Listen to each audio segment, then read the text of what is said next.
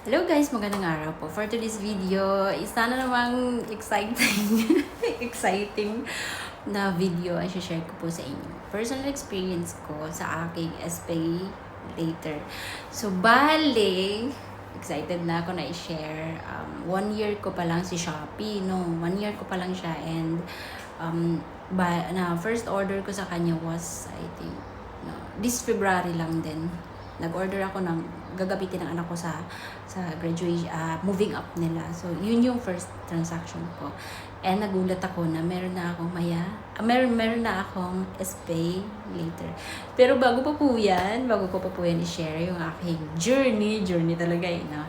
Kung bago pa lang po kayo dito sa aking channel, please po subscribe mo po sa channel, palike and share po ng video na to, and maraming salamat po. So, doon na tayo ulit. Agad-agad doon na tayo. Bale, yung aking Shopee account, ginawa ko siya nung nasa Pinas pa lang ako last year, 2025, March.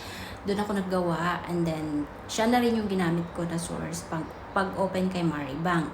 Pero meron akong Shopee account, hindi ko siya nagamit guys while nandun ako sa Pinas. Kasi, syempre pag mag-order ka, babayaran mo, ganun, di ba? And hindi ko pa rin na-activate dati yung aking wallet. Meron pala siyang wallet. Dito ko lang din siya nalaman. Meron pala siyang wallet, no? Sa loob. So, bali, parang wala lang, na-curious lang ko. Hinayaan ko lang siya until nitong February, 2026.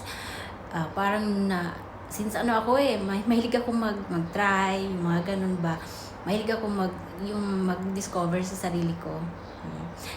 Kasi nakikita ko palagi, di ba, yung may mga SPay later, and malaking bagay siya.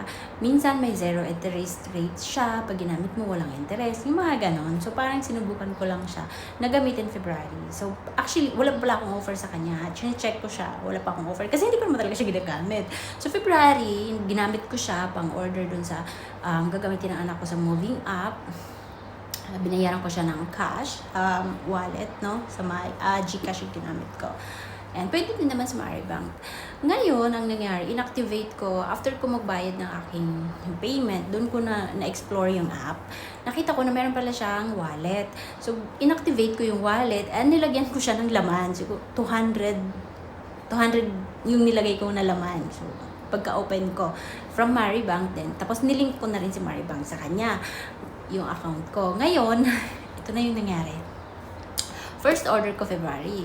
So, pagka March, nag-order ako ulit, solar light, ganun, pinadeliver ko lang sa amin, ganun. And then, wala lang ako, parang wala lang.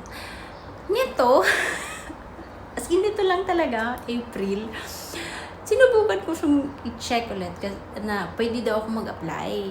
Pwede ko siyang i-activate si SPay later.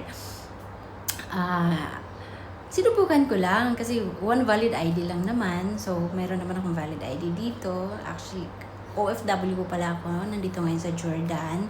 So, sinubukan ko siya i-activate gamit yung aking national ID. Ngayon, eto na yun. Pagkatapos ng 5 minutes, mabilis lang, na-approve ako sa kanya. Hindi ko alam kung anong nangyari. Basta ginamit ko lang yung aking national ID. Meron siya mga information na kailangan mong fill upan. And then, after 5 minutes, ayan na siya. Binigyan niya ako ng credit limit na 1,000 pesos. Okay. Pagka first user ka pala sa kanya, inofera niya ako ng 0% interest rate. Ito naman, since 0% interest rate, gusto ko siyang masubukan, gusto ko siyang i-explore. Ito na naman ako, sinubukan ko siya agad-agad.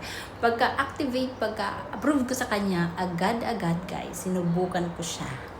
And legit na gamit ko. Legit na gamit ko siya. And 0 interest rate nga. Totoo. Kasi in-order ko siya. Hindi ko siya inubos kasi ang binili ko lang naman is another solar lights. Yung saksakan na, mayroon siyang saksakan. Pwedeng gamitin pang saksak ng phone, yung mga ganon. So, yun ang in-order ko na isa. And then, meron pang isa. Solar light. Then, and guys, kung pwede siya i-convert into installment. Ang in-offer sa akin, 4 months. Bali, 4 months mo siyang babayaran. So, 4 months mo siyang babayaran. Ito yung, proof. Baka sabihin nyo, nagkwento-kwento lang ako dito. Ito po talaga siya. Is pay later. Meron pa akong hindi pa nagagamit na limit na 53.31. Kasi hindi ko siya naubos. Kasi, lang naman meron pa siyang balance na 53 revolving pala siya. Pagkabayad mo sa kanya, pwede mo siyang gamitin ulit. Yung binayad mo, parang pwede mo siyang ipambili ulit. Parang ganun pala sa kanya.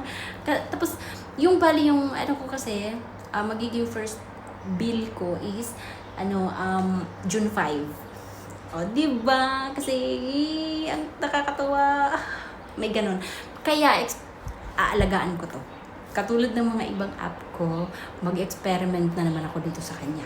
Aalagaan ko siya, titingnan ko kung gaano nga ba kabilis magtaas. Mag-increase sa kanya, kung gaano siya kagalante. Charot. Kasi siya lang talaga, nag-try ako ka-Bilis. Dati, I think 1 year ago, nag-try ako ka-Bilis. Hindi ako na-approve. Ayaw na Bilis sa akin. Okay, go. Ayaw mo sa akin, diwag. O, ganun. Utang. Ayaw mo makaiwas ko sa utang, di ba? Siya, aalagaan ko siya and titingnan ko kung gaano nga ba siya kagalante magbigay ng increase. Kasi hindi ko pa, first experience ko sa kanya and first gamit ko rin sa kanya itong buwan lang na to, April. So, tatandaan ko to. Meron akong 4 payments sa kanya. First payment ko is May, binayaran ko na. Bayad na yung May.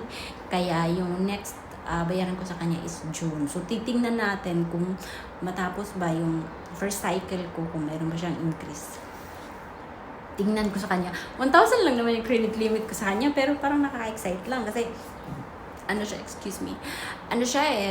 alam ko nagtataas din sa kanya, pero hindi ko lang alam kung gaano siya kagalante magbigay ng increase. Kaya, subukan natin and aaralin natin siya.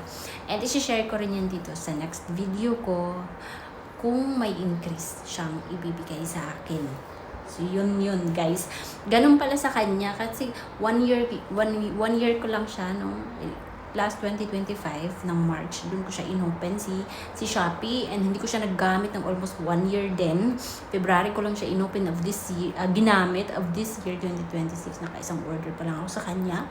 And then na-activate na yung binigyan niya na ako ng SPay later. So ito since mahilig tayo mag-explore, ayan, ginamit natin siya agad-agad para malaman natin kung talaga bang magbibigay siya ng increase kapag ginamit mo siya. So, since 0 interest rate, kasi first time, so, first gamit, so, grab natin para naman masubukan natin talaga.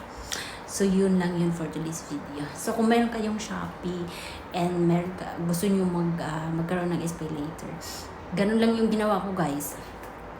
Nilink ko siya sa aking Maribank account. And then, inactivate ko yung aking wallet sa kanya. Nilagyan ko lang ng laman na 200. As in talaga, 200 lang yung nilagay ko sa kanya. Tapos nagulat na lang ako pagka ngayong April na, February ko siya. For February ako nag-first order sa kanya. And then, same day din, time na yun, inactivate ko yung wallet. Nilagyan ko ng 200. April, ang bilis sa mga pangyayari. Andyan na siya agad. In-approve. 1,000 nga lang. Pero okay lang yan. Sisimula pa lang naman tayo. At least meron na naman tayong panibagong aaralin.